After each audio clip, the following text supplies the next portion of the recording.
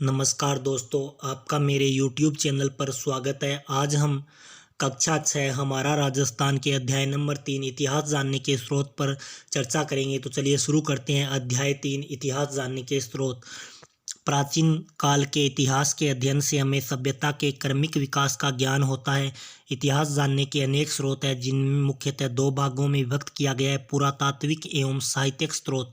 यानी इतिहास जानने के विभिन्न स्रोत हैं, लेकिन बात करें मुख्यतः इन्हें दो ही भागों में बांटा गया। जैसे एक तो पुरातात्विक हो गए और दूसरे साहित्यिक हो गए। अब हम पढ़ेंगे कि पुरातात्विक स्रोत कौन से होते हैं, यानी जो पुरातात्विक स्रोत है ये कौन से होते हैं।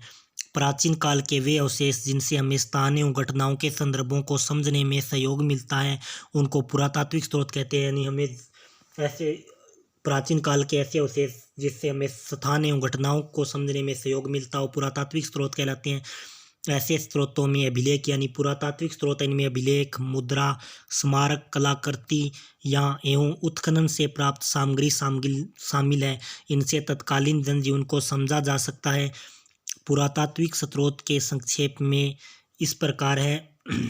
यानी अभिलेख किसे कहा जाता है, हमने अभिलेख ये हमें शिलालेखों यानी पत्थर की पट्टिकाओं, पाषाण शिलालेखों यानी पत्थर के बड़े बड़े खंडों, स्तंभों, भवनों, गुफाओं की दीवारों, मूर्ति प्रतिमाओं, स्तूपों, मठों, तालाबों, खेतों में खड़ी शिलाओं, ताम्र पत्रों पर उत्कीर्ण किए हुए मिलते हैं। अभिलेखों की उपयोगिता यानी अभिलेखों की उपयोगिता क्या है कि ये विविध भाषाओं में गद्य एवं पद दोनों ही शैलियों में मिलते हैं। यानी जो अभिलेख है वो गद्य एवं पद दोनों ही शैलियों में मिलते हैं। इन अभिलेखों में शासक और उनके आश्रित लोगों, रानियों, राजकुमारों, सामंतों आदि के नाम, घटना की तिथियां, शासन और कार्यों और आज्ञाओं का उल्लेख मिलता है। साथ ही इनसे तत्कालीन सामाजिक, राजनीतिक, धार्मिक, सांस्कृतिक जीवन आदि की जानकारी मिलती है। प्रशंसा में लिखे गए अभिलेख को प्रशस्ति कहा जाता है। यदि किसी की प्रशंसा में जो अभिलेख लिखा जाता है उसे क्या कहते हैं, तो प्रशस्ति कहते हैं। यानी प्रमुख अभिलेख, अब कौन कौन से प्रमुख अभिलेख है, जैसे नगरी का अभिलेख हो गया, नगरी का अभिलेख चित्तौड़गढ़ में, कंसुआ अभिलेख हो गया जो कि कोटा में है, गटियाला अभिलेख जो कि जोधपुर में है, किराड़ू अभिलेख जो कि बाड़मेर में है, नांदसा और बरनाला ये भीलवाड़ा में है। नांदसा बरनाला यूपी, स्तंभलेख भीलवाड़ा में, सामोली शिलालेख पाली में आदि। राजस्थान की धार्मिक व्यवस्था, योगों के प्रकार, भूमि तथा द्रव्य दान, राजनीतिक सीमा आदि की जानकारी प्राप्त होती है। अब हम पढ़ेंगे उदाहरण स्वरूप घटियाला अभिलेख, प्रतिहारों और बिजोलिया शिलालेख चौहानों का इतिहास जानने के महत्वपूर्ण संसाधन है। यदि आपसे पूछे कि प्रतिहारों की जानकारी यानी प्रतिहारों का इतिहास जानने का महत्वपूर्ण साधन कौन सा है, तो वो घटियाला अभिलेख है जो कि जोधपुर से मिला है। वहीं यदि आपसे बात करें कि चौहानों को इतिहास जानने का, तो वो बिजोलिया शिलालेख है जो कि भीलवाड़ा से मिले।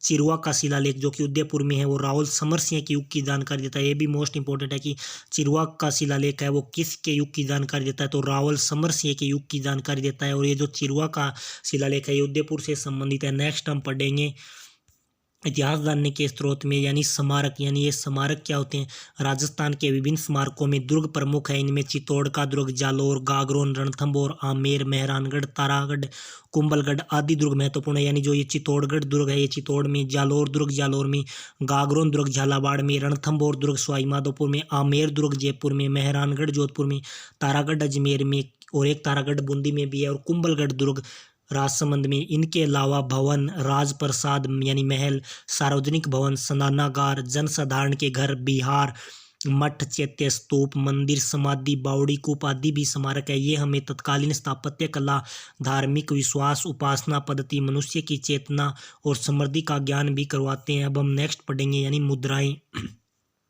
मुद्राओं अथवा सिक्कों, छापों या प्रतीकों से किसी भी काल की विशेष राजनीतिक, धार्मिक व आर्थिक स्थिति का पता लगता है। मुद्राओं पर अंकित चिन्ह, भाषा, लिपि, सन, संवत, नाम सहित धातु की शुद्धता, नाप तोल आदि से हमें उस समय की समृद्धि आदि का ज्ञान होता है। सिक्के राज्य व शासक की शक्ति के सूचक भी हैं। आहड़, रेड, बेराठ, रंग महल व सांबर सुखाड़ियाँ के उत्खनन से प्राप्त सिक्के और मुद्राओं से क्षत्रपों, मालो, चौहान, गुहिल आदिवंशों के काल के राज्य शासन, अधिकृत सीमाओं के बारे में जानकारी उपलब्ध होती है। अब हम नेक्स्ट पढ़ेंगे बर्तन और कलाकृतियाँ। यानी बर्तन और कलाकृतियाँ उत्खनन से हमें तत्कालीन बर्तन आदि कलाकृतियाँ प्राप्त हुई हैं। कलाकारी में बर्तनों पर चित्रण, खंभों पर खुदाई, किवाड़ों पर गवाक्षों, गोखड़ों की कारीगरी आदि भी देखने में आती है। हमें ऐसे बर्तन भी प्राप्त होते हैं जिनका बनावट, पॉलिश, रंग आदि उस काल की उत्कृष्ट कला को दर्शाते हैं। राजस्थान के अनेक स्थानों से उत्खनन से प्राप्त मृदभांड, प्याले, रकाबियाँ, धूप पात्र, दीपक आदि से हम पूर्वजों के कला कौशल को सहज ही समझ सकते हैं। गणेश्वर, नीमका थाना, सीकर की ताम्र संस्कृति के अवशेष, जोधपुरा, जयपुर व नौहर भरतपुर से प्राप्त काले व लाल मर्दभांड, आहड़ व गिलुंड से प्राप्त प्रस्तर फलक आदि से कला कौशल देखा जाता है। नेक्स्ट है ताम्र पत्र। तांबे के छोटे या बड़े पत्थरों पर खोदे गए लेखों को ताम्र पत्र कहते हैं, यानी तांबे के बड़े या छोटे पत्रों पर जो लिखा गया है उसे ही ताम्र पत्र कहते हैं। दान पुण्य से संबंधित होने से इन्हें दान पत्र भी कहा जाता है। इनसे हमें शासक काल, भाषा, पर्व, धर्म, भूमि के प्रकार, नाप तोल व दान के प्रकार आदि का पता चलता है। नेक्स्ट हम पढ़ेंगे ताम्रपत्र के बाद हम पढ़ेंगे साहित्यिक स्रोत, यानी साहित्यिक स्रोत कौन कौन से होते हैं। इतिहास जानने में साहित्य की भूमिका महत्वपूर्ण है। संस्कृत, हिंदी, राजस्थानी, उर्दू, फारसी में लिखा साहित्य प्रचुरता के साथ मिलता है। राजस्थान के प्राचीन इतिहास को जानने में वेद, पुराण, रामायण, महाभारत, बौद्ध व जैन ग्रंथों से सहायता मिलती है। 12वीं शताब्दी के उत्तरार्ध में जयानक कृत यानी जयानक द्वारा रचित पृथ्वीराज विजय महाकाव्य से चौहानों की उपलब्धियों का वर्णन मिलता है। यानी पृथ्वीराज विजय किसने लिखी है, तो जयानक ने लिखी है। नयनचंद्र सूरी कृत हमीर महाकाव्य, जो ये हमीर महाकाव्य है ये नयनचंद्र सूरी ने लिखा, जिसमें चौहानों के इतिहास के साथ साथ अलाउद्दीन खिलजी की रणथंभौर विजय और उस समय की सामाजिक धार्मिक स्थिति की जानकारी भी मिलती है। ये भी मोस्ट इंपॉर्टेंट है कि चौहानों के इतिहास तथा अलाउद्दीन खिलजी की रणथंभौर विजय की जानकारी कहाँ से मिलती है, तो हमीर महाकाव्य से मिलती है, जिसे नयनचंद्र सूरी ने लिखा है। राजस्थानी साहित्य में पृथ्वीराज रासो जो कि चंद्रबरदाई ने लिखा है। अंचलदास खिचरी वचनिका जो कि अंचलदास ने लिखी है। पद्मनाभ कृत कानड़दे प्रबंध, यानी जो ये कानड़दे प्रबंध है ये पद्मनाभ ने लिखा है। बीकानेर के दलपत सिंह कृत द्वारा दलपत विलास, और जो ये दलपत विलास है बीकानेर के दलपत सिंह ने लिखा है। खिड़िया जग्गा कृत वचनिका, यानी जो खिड़िया जग्गा है इसने वचनिका लिखी है। ख्यात विषयक साहित्य में प्रसिद्ध राजपूत राजवंशों की स्थापना, राजाओं का वंशक्रम, राज्य क्षेत्र आदि का वर्णन होता है। ख्यात में क्या होता है, राजवंशों की स्थापना, राजाओं का वंशक्रम, राज्य क्षेत्र आदि का वर्णन होता है। जैसे नैणसीरी ख्यात, बांकीदासरी ख्यात, दयालदासरी ख्यात, जोधपुर राज्य की ख्यात आदि से इतिहास जानने की सहायता मिलती है। फारसी, उर्दू त्वारीखों यानी इतिहास ग्रंथों से हमें विशेषतः मध्यकालीन राजस्थान का इतिहास समझने में मदद मिलती है। यदि आपको कहने का मतलब है यदि आपको मध्यकालीन राजस्थान का इतिहास समझना है तो आपको फारसी, उर्दू, त्वारखी इतिहास ग्रंथों को अध्ययन करना होगा। कर्नल जेम्स टोड द्वारा कृत यानी रचित है वो annals and antiquities of Rajasthan और पश्चिमी भारत की यात्रा, बूंदी के महाकवि सूर्यमल मिश्रण का वंश भास्कर, कवि श्यामल दास दो कृत वीर विनोद, विश्वेश्वर नाथ रेऊ कृत मारवाड़ राज्य का इतिहास, गौरीशंकर हीराचंद ओझा लिखित उदयपुर, जोधपुर, सिरोही, डूंगरपुर, बांसवाड़ा, प्रतापगढ़ के इतिहास के ग्रंथ उल्लेखनीय है। यानी कहने का मतलब जो ये annals and antiquities of Rajasthan है ये कर्नल जेम्स टोड ने लिखी है। वहीं यदि पश्चिम भारत की यात्रा ये भी कर्नल जेम्स टोड ने लिखी है। वंश भास्कर है ये सूर्यमल मिश्रण ने लिखी है जो कि बूंदी के थे। वीर विनोद श्यामल दास ने लिखी है। मारवाड़ राज्य का इतिहास विश्वेश्वर नाथ रेऊ ने लिखा है। गौरीशंकर हीराचंद ओझा ने उदयपुर, जोधपुर, सिरोही, डूंगरपुर, बांसवाड़ा, प्रतापगढ़ आदि का इतिहास लिखा है। अब हम देखेंगे नेक्स्ट कुछ शब्दावलियां हैं, जैसे अभिलेख, ताम्र पत्थर, पत्थर आदि पर खुदा हुआ लेख अभिलेख कहलाता है। उत्खनन यानी खुदाई को ही उत्खनन कहा जाता है।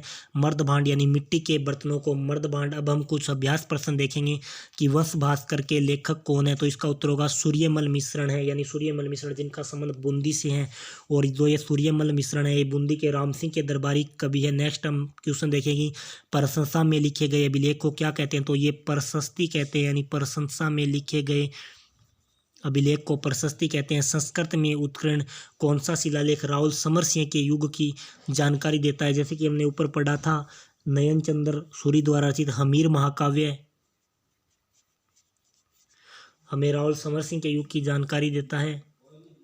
नेक्स्ट हम राजस्थान के किन्हीं 3 प्रमुख दुर्गों के नाम लिखिए। पुरातात्विक स्रोत किसे कहते हैं, इतिहास लेखन में मुद्राओं के योगदान को समझाइए। लघुरात्मक की प्रश्न है ताम्रपत्र किसे कहते हैं, वे उनसे क्या जानकारी मिलती है। राजस्थान के प्रमुख ऐतिहासिक ग्रंथों की जानकारी दीजिए, यानी ये लघुरात्मक प्रश्न है, जैसे ताम्रपत्र किसे कहते हैं और राजस्थान के प्रमुख ऐतिहासिक ग्रंथों की जानकारी दीजिए। तो दोस्तों आपको ये वीडियो कैसा लगा ये आप हमें कमेंट बॉक्स में बता सकते हैं, और इसी तरह के अन्य वीडियो देखने के लिए आप हमारे चैनल पर विजिट करें। नेक्स्ट वीडियो में हम इसके नेक्स्ट अध्याय पर चर्चा करेंगे। तब तक के लिए best wishes and thank you.